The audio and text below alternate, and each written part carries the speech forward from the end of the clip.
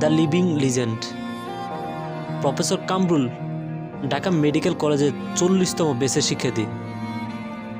1990 সালে Dhaka medical college থেকে 8টি মেডিকেল কলেজের সমন্বিত ভর্তি পরীক্ষায় তিনি প্রথম স্থান অর্জন করে স্বর্ণপদক সহ MBBS ডিগ্রি লাভ করেন। 1995 সালে FCPS এবং 2000 সালে BSM MU ইউরোলজিতে MS ডিগ্রি অর্জন করেন। এ পর্যন্ত বিনা পরিশ্রমিকে 1500 অধিক কিডনি ট্রান্সপ্ল্যান্ট করেছেন তিনি। মানুষটার সাক্ষাৎকার কেউ নিতে গেলে সাক্ষাৎকার দিতে চান না।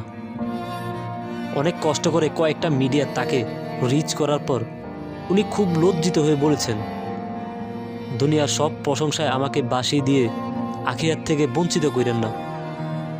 আপনাদের প্রশংসায় আমি ভীত, আল্লাহর কাছে লজ্জিত। টাকার হিসেব করলে প্রায় 150 কোটি টাকার অপারেশন উনি ফ্রি করিয়ে দিয়েছেন। বিনিময়ে চান ওনার প্রশংসাটুকু মানুষ কম করুক। The living legend.